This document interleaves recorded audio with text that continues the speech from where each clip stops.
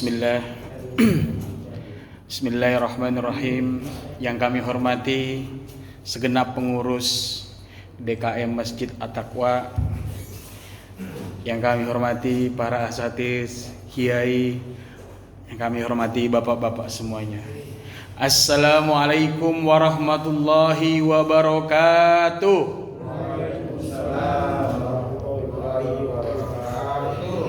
Gimana kabarnya Pak semuanya? Alhamdulillah sehat walafiat. Kelihatannya nih dari tampang mukanya udah makan siang ya Pak. Alhamdulillah. Makan malam udah Pak? Nanti insya Allah habis ini ya Pak. Insya Allah makan malam bersama orang tercinta. Insya Allah. Pertama-tama Pak, marilah kita bersyukur. Ibu-ibu yang ada di belakang, marilah kita bersyukur kita bisa bertemu lagi nih Pak. Nggak terasa minggu ini cukup jaraknya hanya seminggu ya Pak. Biasanya 2 minggu sekali. Maka kita bersyukur bersama dengan membaca Alhamdulillahirabbil alamin. Salawat berhanturkan salam kepada junjungan Nabi besar kita. Kita luangkan waktu kita Pak untuk bersolawat. Sallallahu ala Muhammad, sallallahu alaihi wasallam, sallallahu ala Muhammad, sallallahu alaihi wasallam. Sallu ala Nabi Muhammad sallallahu alaihi wasallam. Alhamdulillah Pak. Maka langsung saja kita mulai kajian kita hari ini dengan bersama membaca Al-Basmalah. Bismillahirrahmanirrahim.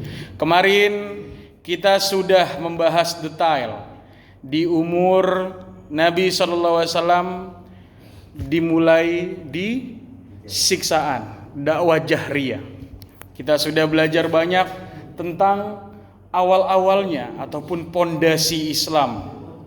Sekarang insya Allah kita akan masuk ke kisah Nabi Muhammad sallallahu alaihi wasallam di umur beliau yang selanjutnya, yaitu 45 tahun.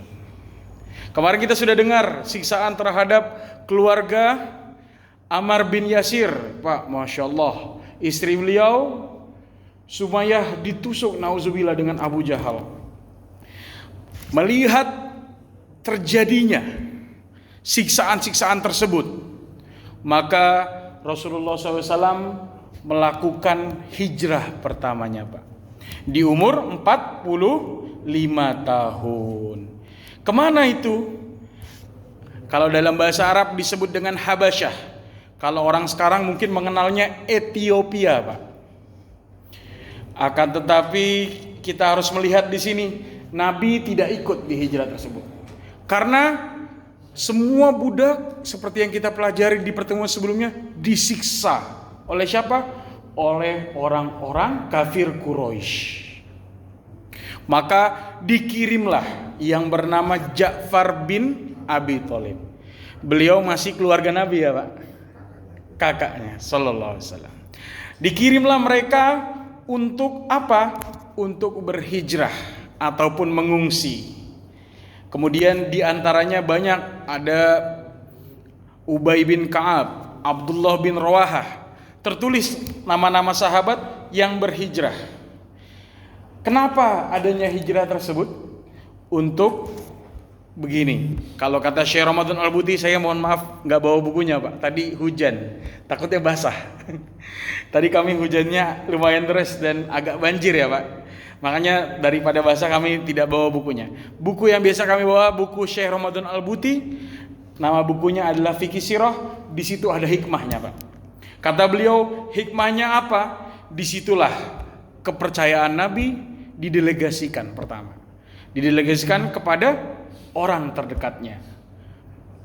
Dan disitulah menunjukkan pentingnya delegasi tersebut, kata Syekh Ramadan Al-Buti. Dan sesungguhnya nyawa seorang muslim lebih berharga daripada apapun. Barang siapa yang membunuh satu jiwa orang muslim, ka'anna, seperti bagaimana kata Rasulullah, membunuh seluruh nyawa orang muslim. Itu saking pentingnya menjaga jiwa ataupun nyawa kita, Pak. Maka maqasid syariah, ilmu yang mempelajari tentang hukum-hukum Islam, salah satunya yang paling penting adalah hifzu nafas atau menjaga jiwa. Allahu a'lam bis-shawab. Bapak-bapak, ibu-ibu, majelis Masjid At-Taqwa yang insya Allah dirahmati oleh Allah Subhanahu wa taala. Amin ya rabbal alamin. Sesungguhnya ketika hijrah tersebut diterimalah oleh raja yang sangat besar. Namanya adalah Raja Najasyi. Beliau ada ikhtilaf, Pak, ataupun ada perbedaan di antara ulama apakah beliau masuk Islam ataupun tidak. Akan tetapi yang dipastikan semua kaum muslim diterima dengan baik di negara Ethiopia. Itulah strategi dakwah Rasulullah. Beliau memilih Ja'far ataupun saudaranya yang dipilih karena beliau memiliki skill penyampaian yang baik sehingga diterima oleh Raja Najasyi, pemimpin Ethiopia. Bagaimana penyampaiannya? Sesungguhnya kami memiliki agama, kata beliau, akan tetapi kami dipaksa ataupun dirundung di negeri kami. Apakah kalian, wahai Raja Najasyi, bisa menerima kami? Dan Raja Najasyi, Masya Allah, Pak, beliau menerima dengan baik. Bahkan ketika wafatnya beliau, dalam beberapa riwayat Nabi SAW Sholat apa, Pak? Ada yang tahu? Sholat goib. Kalau sholat mayitnya hadir di depan kita. Kalau sholat goib jauh. Kira-kira begitu. Allahu a'lam bis-shawab. Maka semakin beratlah ujian Nabi. Tadi di umurnya 45, sekarang kita masuk ke umur beliau di 46. Di umur Nabi SAW yang 46 tahun, disitulah makin gencar dakwah jahriyah, Pak. Bahkan dalam sebuah peristiwa masuklah Islam. Siapa? Orang yang sangat dicintai Nabi, yaitu dua. Pertama ada yang paling terkenal, pamannya Hamzah bin Abdul Muthalib. Hamzah ini berarti masih saudara kandung dari Abdullah bin Abdul Muthalib. Abdullah ayah Nabi sallallahu alaihi wasallam. Jadi Sayyidina Hamzah ini masuk Islam di umur beliau 46. Dan di umur beliau 47, siapa yang masuk Islam? Yaitu Sayyidina Umar. Apa doa Nabi di sini, Pak? Ya Allah, Allahumma a'izzal Islam. Ya Allah, kuatkanlah Islam ini dengan dua Umar. Umar siapa? Umar bin Khattab dan Umar bin Hashim. Allah mengasihi Umar bin Khattab. Siapa itu, Pak, Umar bin Hashim? Abu Jahal. Masya Allah, terima kasih. Dan di sini kita perlu mengetahui, kami kira, bagaimana kisah masuknya Islamnya Hamzah ataupun paman Nabi.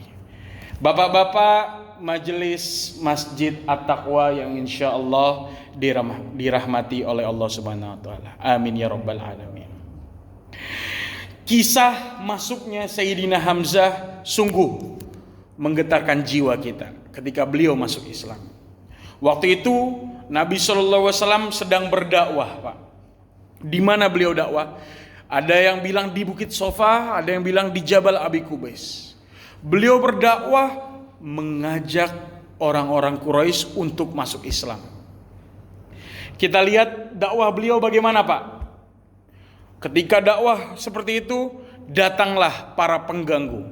Abu Jahal and the gang, kalau bahasa anak zaman sekarang. Datanglah mereka menghina Nabi, mencaci maki Nabi. Tidak cukup dengan itu, Pak. Mereka bahkan memukul kepala Nabi sallallahu alaihi wasallam. Astagfirullah. Naudzubillah min dzalik. Di buku Sirah Ibnu Hisham digambarkan jelas. Mereka merundung Nabi sallallahu alaihi wasallam yang sedang berdakwah. Sekarang begitu mudah kita, Pak. Kita sekarang mau belajar datang ke majelis, ke masjid, mudah. Kami menyampaikan ayat-ayat Allah, Alhamdulillah dipermudah adanya sosial media. Tapi di zaman itu, Masya Allah, begitu besar ujian Nabi. Bahkan kepala beliau dipukul. Bukan hanya dihina, bukan hanya dilemparin, kepala beliau dipukul. Disitulah dilihat oleh seorang budak dan melaporkan ke keluarga Nabi. Kita sudah belajar kemarin, keluarga Nabi adalah Bani Hashim. Disitulah marah. Marah siapa? Hamzah, paman Nabi. Dia mendengar bahwasannya Abu Jahal memukul kepala Nabi. Datanglah Sayyidina Hamzah yang dibilang beliau sebagai singa ya. Singanya padang pasir. Dalam beberapa riwayat Sayyidina Hamzah ataupun Sayyidina Umar kalau berburu, Pak, di sini di kanan hewan, di kiri juga hewan. Bahkan Sayyidina Umar merupakan juara gulat di pasar Ukas pada zaman itu. Kita fokus ke Sayyidina Hamzah. Datanglah Sayyidina Hamzah kepada Abu Jahal. Dipanah, Pak. Lalu Sayyidina Hamzah memanah Abu Jahal dan beliau berkata, apa katanya, Pak? Aku bersaksi tiada Tuhan selain Allah. Ya, jadi doanya Sayyidina Hamzah pada waktu itu, ketahuilah wahai engkau Abu Jahal, aku sudah masuk agamanya Muhammad sallallahu alaihi wasallam. Padahal kondisinya waktu itu Sayyidina Hamzah belum masuk Islam, Pak. Jadi saking yang kita sudah bahas ya, Pak. Jadi dalam agama ataupun dalam kepercayaannya orang-orang Arab jahiliyah, orang-orang zaman dahulu, mereka mempunyai ta'assub ataupun fanatik terhadap sukunya. Kesebut itu nggak sengaja. Aku sudah masuk agama Muhammad. Saking marahnya dipanah, Pak, Abu Jahal. Pengikut Abu Jahal marah. Berani sekali dia memanah kita. Apa perlu kita perang suku? Tapi Abu Jahal nggak berani. Cukup. Saya yang salah. Saya tadi memukul kepalanya Muhammad, ponakan dia. Ketika terjadinya itu, Pak, Sayyidina Hamzah balik ke rumahnya. Beliau berpikir, kok tadi saya bisa ya bilang seperti itu. Makanya kata para ulama, al-kalamu nisfud doa. Terkadang perkataan itu adalah setengah dari doa. Maka berhati-hatilah dalam berbicara. Alhamdulillah pada waktu itu Sayyidina Hamzah bilang, gak sengaja beliau berbicara bahwasannya saya sudah Islam. Dan beliau berpikir, apakah ini tanda-tandanya dan apakah ini sudah waktunya? Lalu Sayyidina Hamzah datang ke Nabi Muhammad SAW dan memperjelas keislamannya. Begitulah kisah masuknya Sayyidina Hamzah di umur Nabi yang 46. Masuk ke usia Nabi yang 47, masuklah Sayyidina Umar ke Islam, Pak. Bapak-bapak majelis Masjid At-Taqwa yang insya Allah dirahmati oleh Allah. Amin ya rabbal alamin. Sayyidina Umar ini merupakan orang yang paling tegas zaman itu. Berkumpullah pemimpin-pemimpin Mekah di Darun Nadwah. Jadi kita perlu tahu, Pak, di zaman itu ada namanya tempat musyawarah, namanya Darun Nadwah. Siapa yang berani membunuh Nabi? Tidak ada yang berani. Karena membunuh satu kaum di zaman itu sama aja mendeklarasikan perang. Kata Sayyidina Umar, beliau berdiri mengangkat pedangnya. Biar saya yang bunuh. Dia sudah mengganggu ketertiban Mekah. Lalu datanglah Sayyidina Umar mencari Nabi SAW. Diberhentikan oleh Nuaim bin Abdullah. Apa perkataannya? Engkau mau kemana wahai Umar? Aku ingin membunuh Muhammad sallallahu alaihi wasallam. Kata Sayyidina Umar, Pak. Itulah Sayyidina Umar. Memang kata ulama, benci dan cinta itu beda tipis. Awalnya Sayyidina Umar penuh kebencian. Tapi kita lihat Nuaim berkata, waduh, gawat ini dalam hatinya. Baik, tetapi sebelum itu, wahai jagoan, kata beliau, periksalah dulu keluargamu. Ketahuilah adikmu, wahai Umar, Fatimah dan suaminya sudah masuk Islam. Sayyidina Umar kaget. Hah? Apa engkau bisa mempertanggungjawabkan perkataanmu ini? Cek saja ke rumahnya. Datanglah Sayyidina Umar melihat adiknya yang belajar mengaji. Dengan siapa? Dengan suaminya. Dan dalam beberapa riwayat dituliskan di Sirah Ibnu Hisham, belajar dengan sahabat Arqam bin Abi Arqam. Jadi kami kebetulan Pak, mohon izin diselingi ya Pak. Alhamdulillah kami sebelum dulu berangkat ke Mesir kami sempat buat komunitas. Komunitas yang terinspirasi dari Arkom tadi. Jadi sahabat Arkom ini memiliki rumah Baitul Arkom. Disitulah pusat pertama kali waktu dakwah Syriah itu. Nah kami di komunitas ini komunitas pengajar ngaji Pak di daerah Bekasi dan Jakarta. Nanti insya Allah emang visi kami menyalurkanlah ilmu-ilmu itu ke masjid-masjid. Baru kami pengen hidupkan lagi. Mohon doanya insya Allah bulan ini kami launching. Amin ya Rabbal alamin. Lancar. Sebelum kami berangkat umroh lagi nanti tanggal 25 Desember. Mulai bimbing jamaah lagi Pak. Kemudian datanglah Sayyidina Umar dengan membuka pintu. Apa yang kalian lakukan? Berikan kepadaku lembaran-lembaran itu. Lembaran-lembaran Quran pastinya. Tapi lihat kata adiknya nggak berani Pak sebenarnya itu menantang kakaknya. Kakaknya ini sangat keras.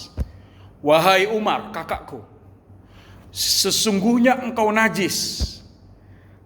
Marah Sayyidina Umar, ditempeleng Pak.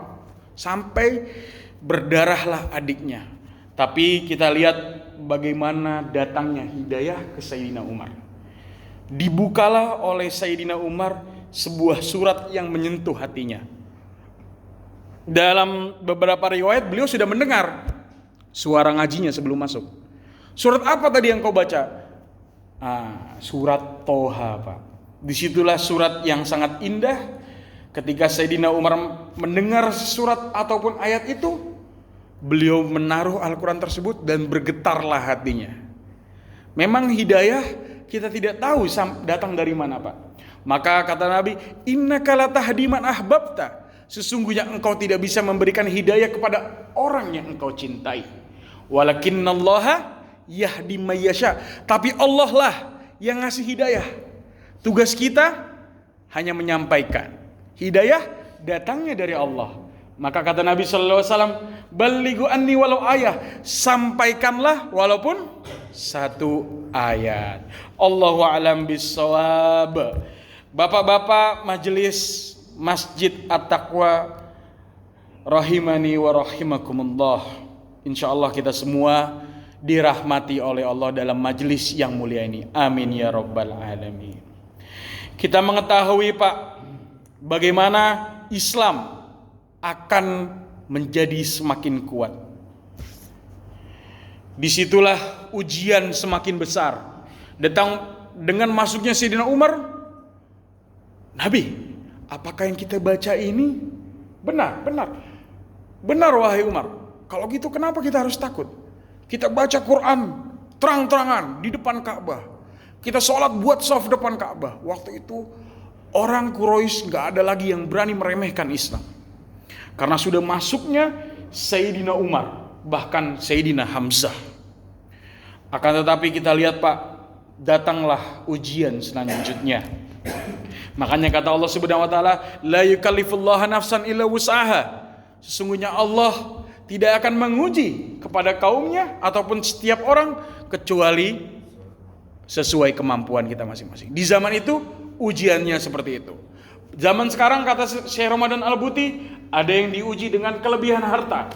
Beliau terlalu cinta dengan hartanya.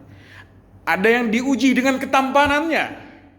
Ada yang diuji dengan mobilnya.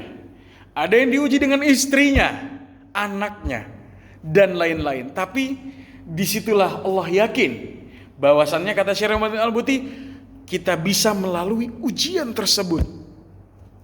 Disinilah datang ujian Pak. Di umur Nabi SAW 47-49, karena sudah tidak bisa diusik lagi Islam, diboikot keluarga Nabi. Bagaimana pemboikotannya Pak? Waktu itu semua yang berhubungan dengan Nabi SAW gak boleh berdagang. Otomatis disitulah Nabi mendapatkan ujian yang lebih besar. Bahkan dalam beberapa riwayat, hartanya Sayyidah Khadijah dipakai sangat banyak di situ untuk memberi makan. Karena semua kelaparan orang yang bersangkut paut dengan Nabi. Tadi ada beberapa yang hijrah ke Ethiopia, tapi ada juga yang gak ikut hijrah. Tidak boleh menikah dengan orang yang bersangkut paut. Awalnya memang Bani Hashim, keluarga Nabi semua diboikot. Akan tapi umuman semuanya Bahkan naskah boikot tersebut digantung besar di Ka'bah. Barang siapa yang berhubungan dengan Muhammad sallallahu alaihi wasallam akan diboikot semuanya dalam sebuah kehidupannya. Selama berapa tahun? 2 sampai 3 tahun. Dari umur 47 sampai umur 50. Disitulah berat, Pak. Lalu Nabi semakin diuji. Masya Allah ujian beliau. Maka seberat-beratnya ujian siapa? Kata Nabi SAW. Para Nabi. Kemudian siapa? Para sholihin. Kemudian siapa? Baru orang-orang yang belum soleh. Makanya ujian itu datang sesuai tingkat. Maka Pak, kata Syekh Ramadan Al-Buti, kenapa ya orang-orang dari zaman dulu, ya Allah kenapa ya ketika saya mau taubat malah susah rezeki saya, nauzubillah. Ketika saya pengen halalin seorang perempuan, waduh, malah ada godaan sana, godaan sini. Karena sesungguhnya makin berat ujian kita, makin sesuai juga ketakwaan kita di hadapan Allah. Allahu a'lam bissawab. Kemudian di umurnya 50 dibatalkanlah boikot tersebut. Karena ada seseorang yang namanya Hisham bin Amir. Kalian sudah keterlaluan wahai Quraisy. Lihat mereka kelaparan. Mereka tidak bisa berdagang, bahkan tidak bisa menikah keluarganya. Kita copot saja boikot tersebut. Mereka meeting berkumpul lagi di Darun Nadwah dan dibatalkanlah boikot tersebut. Akan tetapi Pak, datanglah ujian yang paling besar di umur Nabi sallallahu alaihi wasallam yang ke-50 tahun, yang terkenal sebagai Amul Huzn ataupun tahun kesedihan. Inilah kita masuk Pak ke puncak ujian Nabi sallallahu alaihi wasallam di tahun kesedihan. Semua orang tahu tentang kisah ini, Amul Huzn. Nanti akan ada hiburan Isra Mi'raj di sini. Kita fokus di tahun Nabi sallallahu alaihi wasallam umur 50 tahun. Disinilah umur Nabi yang 50 tahun beliau merasakan boikot. Sahabat-sahabat banyak sekali yang terkena boikot. Dakwah ini diuji dalam tekanan sosial, ekonomi, bahkan emosional, kata Syekh Ramadan Al-Buti. Kesabaran Nabi menjadi teladan, kata Syekh Ramadan Al-Buti di sini. Akan tetapi datanglah musibah, wafatnya 2 orang penolong Nabi ataupun sandaran Nabi. Maka kata Sayyidina Ali bin Abi Thalib, tidak ada tempat manusia bersandar. Ketahuilah, bayanganmu, kata Sayyidina Ali bin Abi Thalib, meninggalkanmu di saat gelap, tidak ada lampu, tidak ada bayangan kita. Jalankan keluarga kita, ayah kita, ibu kita, keluarga kita, bahkan bayangan yang selalu menempel nih Pak. Nah di sini hilang ketika cahaya ini mati. Disinilah Sayyidah Khadijah wafat. Wafat ketika umur Nabi yang 50 tahun. Nabi SAW menikah dengan beliau di umur Nabi 25 tahun. 25 tahun berumah tanggalah Nabi. Disitulah beliau sebagai, kata Sirah Ibnu Hisham, beliau menjelaskan, disinilah beliau merupakan penopang moral, penopang emosional. Bahkan di masa sulit menjadi penopang apa Pak? Penopang finansial juga. Karena harta Sayyidah Khadijah banyak, tapi ketika terjadinya boikot banyak kaum muslim yang kelaparan. Otomatis Sayyidah Khadijah membantu dengan sukarela. Bahkan Nabi SAW pernah bersabda, dunia setelah engkau tiada wahai Sayyidah Khadijah, istri tercintaku, bagiku seakan tak berarti apa-apa dunia ini. Saking cintanya Nabi. Bahkan Nabi SAW pernah menyebutkan nama Sayyidah Khadijah di depan istrinya nanti. Ada istrinya ketika Sayyidah Khadijah, Rasulullah baru mulai berpoligami. Kemarin kita sudah sebutkan nama-nama istri beliau. Salah satunya Sayyidah Aisyah bercemburu. Kenapa Nabi, wahai engkau selalu menyebut-nyebutkan istrimu yang itu? Beliau sudah wafat. Dengan nada tinggi beliau berbicara, ketahuilah wahai istriku, Sayyidah Khadijah beriman kepadaku di saat semua orang tidak ada yang beriman kepadaku. Sayyidah Khadijah membantuku di saat tidak ada orang lagi yang bisa membantuku. Sayyidah Khadijah hadir Hadir di mana Pak? Hadir di sampingku di saat aku ketakutan, kedinginan, merasakan ketakutan ketika aku mendapatkan wahyu yang kita kisahkan kemarin Pak. Maka hikmahnya apa kata Syekh Ramadan Al-Buti di sini? Dukungan keluarga terutama pasangan yang soleha menjadi pondasi utama keberhasilan dakwah. Kami Pak mohon izin di Kairo pun sering menjadi part time. Jadi kalau kami lagi kuliah, lagi libur 3 bulan biasanya kami kerjanya menjadi tour guide ataupun menjelaskan sejarah-sejarah yang ada di Mesir. Kami jelaskanlah inilah Masjid Al-Azhar yang keilmuannya sudah 1000 tahun. Inilah Masjid Imam Syafi'i. Alhamdulillah beberapa kali sering kedatangan orang-orang sukses seperti Pak Tanto Yahya, kami pernah menemani ke Luxor. Ada Ibu Bella Sapira, pernah kami juga menemani ke kota Luxor tempat Fir'aun Ramses II tenggelam dan lain-lain. Kami tanyakan kepada orang-orang sukses, Pak, gimana kuncinya menjadi sukses seperti Bapak? Saya sebagai anak muda, alhamdulillah Pak, kami masih 25 tahun nih. Pengen juga sukses kayak Bapak nih. Belum menikah tapi pengen juga bisa sukses. Kuncinya satu, Nak atau Mas.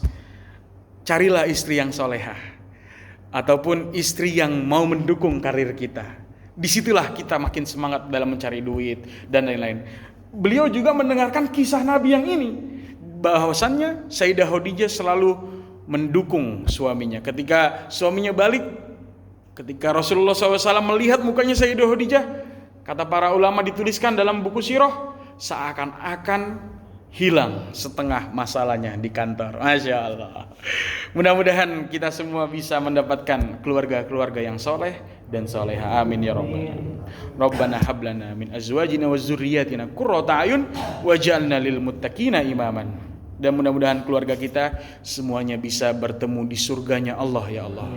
Disaksikanlah Pak di majelis ini dengan para malaikat. Illa khafathumul malaikah. Kita kirimkan Fatihah kepada keluarga-keluarga kita. Mudah-mudahan keluarga kita semua bertemu di surganya Allah. Bukan hanya bersaudara di dunia, tapi bertetangga, bahkan serumah di surganya Allah. Ala hadhin niyah wa kullu niyatin salihah. Naqra'umal furqanil Fatihah. A'udzubillahi minasyaitonirrajim. Bismillahirrahmanirrahim. Alhamdulillahirabbil alamin arrahmanir rahim maliki yaumiddin. Iyyaka na'budu wa iyyaka nasta'in. Ihdinas siratal mustaqim.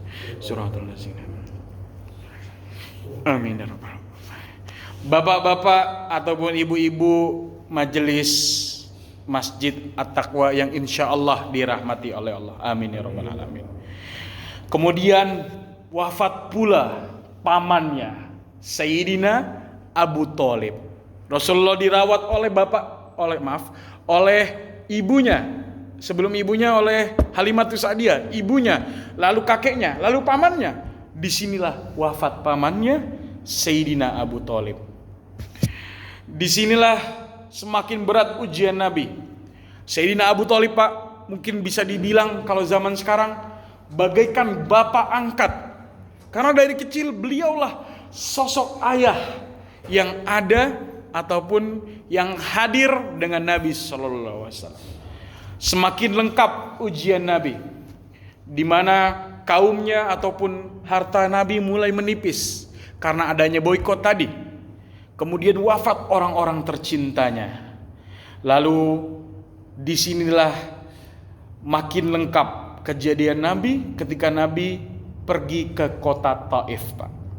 Nah, bapak-bapak, ibu-ibu yang hadir di majelis ini, mudah-mudahan yang umroh nanti ataupun yang belum umroh bisa segera umroh. Amin. Yang belum haji bisa segera haji. Amin ya Rabb. Nanti biasanya ada Pak, umroh ataupun paket haji yang plus kota Taif. Nah, di sini nanti Bapak Ibu semuanya akan belajar sejarah kota Taif. Kenapa bisa ada namanya umroh plus Taif? Makin lengkap ujian Nabi sebelum Isra Mi'raj. Ketika Nabi mulai mencari lagi tempat untuk berhijrah. Karena Pak, sejatinya orang-orang Mekah ini yang masuk Islam gak nyampe 100 Pak. Dalam beberapa riwayat hanya sedikit di zaman itu. Dan beberapa juga hijrah ke Ethiopia tadi kita. Disinilah Nabi mulai mencari tempat perlindungan. Apalagi nih ujian. Beliau pergilah ke sebuah kota yang namanya kota Taif. Di umur beliau sekitar 50 atau 51. Nabi SAW pergi, Pak. Pergi dengan siapa? Beliau pergi dengan sahabat terdekatnya. Setelah wafatnya Sayyidina Abu Thalib, beliau pergi ke kota Taif. Mohon maaf, dengan anak angkatnya Zaid bin Harisah. Jadi di sini beliau datang ke tokoh besar yang ada di Taif. Bagaimana beliau menjelaskan agama Islam ini, Pak? Apakah Allah tidak menemukan orang selain engkau untuk diutus? Kata orang-orang Taif. Lalu mereka malah menolak Nabi dengan kasar, Pak. Bahkan disuruh oleh mereka budak-budak, nauzubillah, hamba sahaya, bahkan anak-anak kecil melempari Nabi, nauzubillah, dengan kotoran-kotoran unta. Nabi SAW jauh-jauh dari kota Mekah pergi ke kota Taif. Kalau kita naik mobil itu ke kota Taif sejam, hampir 2 jam, ya berapa puluh kilo. Nabi SAW nyampe sana belum sempat istirahat, beliau menyampaikan kepada orang-orang besar yang di sana, beliau malah dilempari, Pak. Bahkan dihardik. Tapi kita lihat, Pak, bagaimana hati Nabi, lapangnya hati Nabi di sini. Ketika kejadian itu terjadi, di situ ada gunung, Pak. Kalau kita ke kota Taif nanti dijelasan. Saya nggak mau mendahului Mutaif nanti di Mekah. Nanti Bapak biar lebih berasa dijelasin detail tentang kota Taif. Tapi kami langsung lompat nih ke kisah di mana para malaikat gunung sampai berkata seperti ini, Pak. Saking beratnya ujian Nabi di sini. Wahai Muhammad, Allah telah mendengar dan melihat kaummu, perlakuan kaummu kepadamu. Sekarang aku sebagai malaikat Jibal ataupun malaikat penjaga gunung, bila engkau mau, aku akan timpahkan 2 gunung ini kepada orang-orang Taif ini. Kalau perlu kita binasakan langsung. Tapi lihat jawaban Nabi. Nabi SAW tidak meminta untuk membinasakan kaumnya. Lalu bagaimana beliau menjawabnya? Tidak, wahai malaikat. Aku berharap semoga Allah mengeluarkan dari setiap keturunan mereka orang-orang yang menyembah Allah dan tidak menyekutukannya. Bahasanya gini, Pak. Bal arju an yahrujallah min aslabihim, dari tulang rusuk mereka. Siapa? Orang-orang yang beribadah kepada Allah. Masya Allah, Pak. Nanti kalau Bapak lihat ke kota Taif sekarang 100%. Semua orang Taif Muslim. Gak ada orang-orang Taif yang bukan Muslim. Itu akibat doa Nabi, kebesaran hati Nabi. Zaid bin Harisah di situ hanya bisa sedih. Ya Allah, ini terjadi seperti ini, berat sekali ujian Nabi. Beliau hanya berdua ke kota Taif. Rasulullah dan beliau balik lagi, Pak, ke kota Mekah atas kejadiannya Taif tadi. Bapak-bapak, ibu-ibu majelis Masjid At-Taqwa yang insya Allah dirahmati oleh Allah Subhanahu wa Ta'ala. Amin ya Rabbal Alamin. Begitu banyak hikmah yang bisa kita petik. Kata Syekh Ramadan Al-Buti, dalam kejadian ini Allah mengajarkan bahwasannya kemenangan bukan hanya karena kekuatan politik. Beliau juga menegaskan bahwasannya dakwah butuh kesabaran. Kesabaran yang tidak terbatas. Nabi SAW diuji bertubi-tubi, Pak. Diboikot. Kemudian diapain lagi, Pak? Wafat orang-orang tercintanya. Bahkan sekarang dilempari. Kalau bahasa anak sekarang, Pak, Nabi SAW hijrah itu nyari ketenangan. Kalau kita nyari healing, tapi dapatnya apa? Ujian yang lebih besar. Bahkan malaikat aja gak kuat melihat ujiannya, Pak. Nanti kalau mutawif bapak-bapak yang umroh insya Allah ataupun yang haji, mereka akan menjelaskan detail peristiwa tersebut. Ini tempatnya, ini gunungnya, ini semuanya. Detail kisah ini karena memang begitu berat. Dan di sini kita melihat bagaimana pengorbanan Zaid bin Harisah melindungi Nabi. Sampai Zaid bin Harisah ini nanti diangkat menjadi anak angkat, kira-kira begitu. Nanti ada syariat-syariat dari ilmu sejarah ini, akan muncul syariat-syariat tentang anak angkat, tentang persusuan. Itulah kita akan mengambil. Dan di sini Islam sejatinya Pak punya strategi. Nabi SAW niatnya pergi ke kota Taif membawa sebuah strategi untuk hijrah. Karena memang kaum Mekah didakwahi Pak berarti udah 11 tahun, 10 tahun ini sedikit banget yang masuk Islam. Bahkan orang-orang Ansor nanti semuanya masuk Islam. Orang-orang yang di Madinah, orang Mekah itu cuma puluhan. Karena memang keras mereka, ta'assub jahiliyah. Kata Abu Lahab kemarin apa? Engkau telah menghina agama-agama nenek moyang kami, wahai keponakanku. Tapi akan ada pelajaran dari Amul Huzan ataupun tahun kesedihan ini Pak. Sesungguhnya kata Syekh Ramadan Al-Buti, kesabaran Nabi diuji di sini. Akan tetapi perlindungan ataupun topangan kita tidak bisa bergantung kepada seseorang, kepada istri kita, paman kita, ayah kita. Kata Syekh Ramadan Al-Buti, sebaik-baiknya penopang adalah Allah Subhanahu wa ta'ala. Kita boleh curhat ke istri kita, kita boleh curhat ke sahabat kita, tapi jangan lupa sebaik-baiknya curhat di atas sejadah kita, kata Syekh Ramadan Al-Buti. Berbisiklah ke bumi, makhluk-makhluk langitlah yang mendengarkan, Allah lah yang mendengarkan, malaikatlah yang menyebut nama kita, kata Syekh Ramadan Al-Buti. Kemudian Syekh Ramadan Al-Buti mengutip juga dari hikmah cerita tadi. Sesungguhnya cinta, Nabi hidup dengan kecintaan keluarganya. Ada namanya Fatimah Zahra. Siapa? Anak beliau, istri beliau Sayyidah Khadijah. Salah 2 dari 4 perempuan yang dijamin masuk surga. Hidup pondasi kecintaan, keluarga yang sakinah, mawaddah, warahmah merupakan pondasi untuk kekuatan Nabi. Akan tetapi Nabi selalu berpegang teguh, sebaik-baiknya penolong adalah Allah Subhanahu wa ta'ala. Allahu a'lam bishawab. Disinilah terhiburnya Nabi di tahun ke-11 kenabian, umur 51. Terjadilah kisah ataupun peristiwa Isra Mi'raj. Subhanalladzi asra bi 'abdihi lailan minal masjidil haram. Disitulah terjadinya Isra dari Masjidil Haram ila Masjidil Aqsa. Kemudian Mi'raj ataupun naik dari mana? Dari Masjidil Aqsa ke Sidratul Muntaha. Disinilah kita akan mengetahui awal apa Pak? Awal perintah salat kepada kita. Disinilah Nabi dihibur oleh Allah Subhanahu wa ta'ala.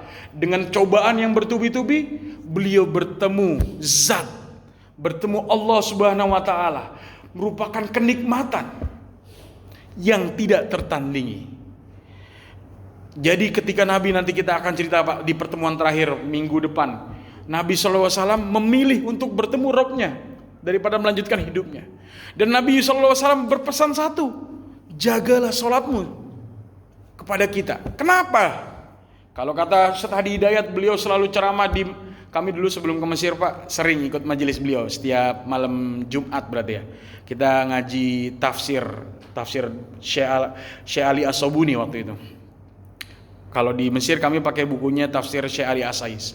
Beliau selalu bilang, as-salatu tanha 'anil fahsya' wal munkar.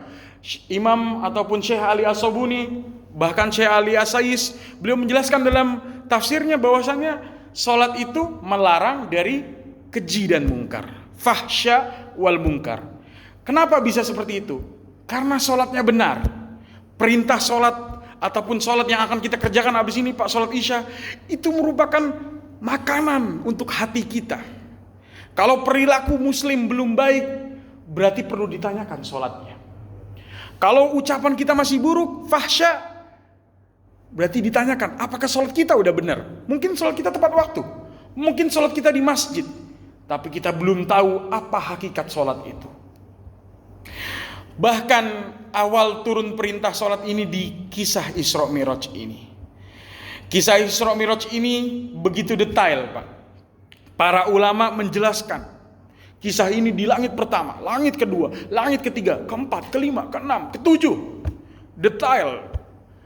Dan awal turunnya sholat 50 waktu. Maaf, astagfirullah, 50 rakaat. 50 waktu.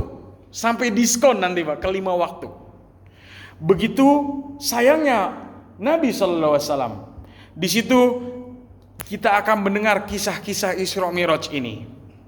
Mungkin kami belum bisa mendetailkan kisah Isra Mi'raj ini karena kisah Isra Mi'raj ini sangatlah detail. Akan tetapi izinkan kami mengutip beberapa hikmah dari Isra Mi'raj ini. Isra Mi'raj ini sering sekali diperingatkan, Pak. Kisah Isra Mi'raj ini. Bahkan dalam beberapa majelis ulama-ulama di Al-Azhar menulis buku tentang Qissatul Mi'raj. Bukunya tipis. Di situ bagaimana Nabi SAW bertemu para nabi. Di langit pertama ketemu nabi siapa aja. Kemudian langit kedua, langit ketiga, langit keempat, langit kelima. Di situ akan ada hikmah-hikmah. Kenapa Nabi bisa terhibur? Karena nikmatnya itu bukan bertemu hanya para nabi. Akan tapi di atas beliau langsung bertemu oleh penciptanya. Mudah-mudahan kita semua Pak, sebaik-baiknya nikmat kata ulama ahli tasawuf bukan hanya masuk surga. Bukan hanya mendapatkan kenikmatan nanti di akhirat. Akan tapi nikmat yang tak tertandingi ketika kita bisa bertemu oleh Allah Subhanahu wa taala. Ketika kita bisa bersama nabi kita Nabi Muhammad SAW. Itulah nikmat yang terindah. Kenapa itu bisa nikmat?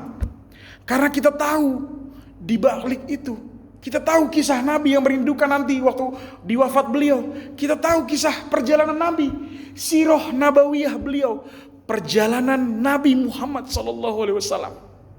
Disitulah kenikmatannya. Ketika kita tahu dan kita aware ataupun apa ya? Kalau anak sekarang bilangnya aware apa? Sadar, peduli. Kita tahu bahwasanya Nabi pernah menangis untuk kita. Nabi mendoakan kita, berpesan kepada kita sebelum beliau wafat bahwasannya itu semua adalah dunia ini adalah cobaan untuk kita. Sebaik-baiknya manusia untuk bermanfaat untuk orang lain. Kita tahu kisah perjuangan Nabi. Habis ini perjuangan Nabi ketika beliau Isra Mi'raj, habis ini bukan hanya itu. Nanti akan kita lihat Nabi hijrah ke Madinah. Di Madinah makin besar cobaannya. Mulai muncul ntar ada yang namanya munafik. Orang-orang yang masuk Islam tapi ingin menghancurkan. Orang-orang Yahudi yang berkhianat. Disitulah makin besar cobaan Nabi. Ketika Nabi SAW di umurnya yang tidak muda lagi. Akan tetapi beliau sangat sehat karena menjaga kesehatannya. Kita udah belajar kemarin beliau olahraganya apa. Beliau selalu bersih dalam kehidupannya. Akan tetapi nanti di Madinah ujiannya makin besar. Dan sampai mudah-mudahan di pertemuan kita selanjutnya nanti kita akan belajar bersama wafatnya Nabiuna Muhammad sallallahu alaihi wasallam. Allahu a'lam bissawab. Insyaallah Pak, di pertemuan selanjutnya, pertemuan terakhir kita akan membahas sedikit tentang Isra Mi'raj dan sedikit tentang perangnya Nabi. Kami tidak fokus di perang Nabi, kami tidak mendetailkan. Karena sesungguhnya kata para ulama, Imam Ibnu Al-Athir, Al-Imam Sirah Ibnu Hisham, beliau menulis bahwasannya kehidupan Nabi dalam berperang hanya 0,03%.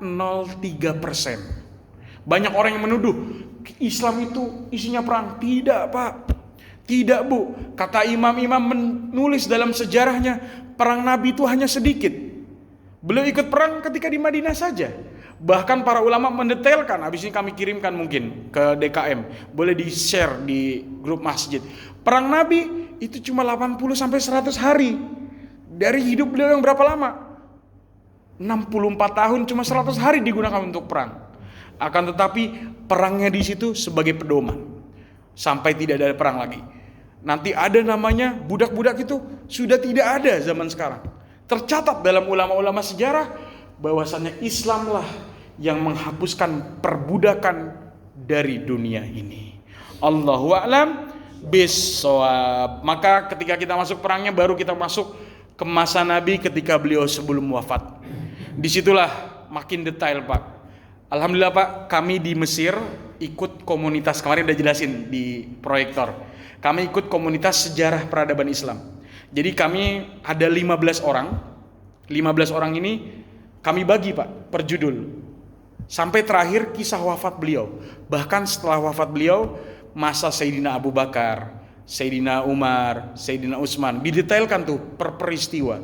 Ada namanya pemakalah, kami buat makalah. Tulis secara ilmiah, juga menjelaskan dengan proyektor. Nah, kami dari mahasiswa baru sudah bergelut di situ. Sampai sekarang jadi pembimbing. Nama kajiannya di Instagram @kajian_arrozi. Kami pun balik ke Indonesia selama beberapa bulan ini untuk ngerintis. Harapan kami juga pengen buat seperti itu di Indonesia. Akan tapi sekarang kami mumpung masih muda juga Pak, mohon doanya, lagi mulai belajar ya kayak Bapak. Sejatinya kami tidak mengajar Pak. Kami di sini belajar menyampaikan. Kami tidak bermaksud menggurui kata guru-guru kami. Di sini kita belajar bersama.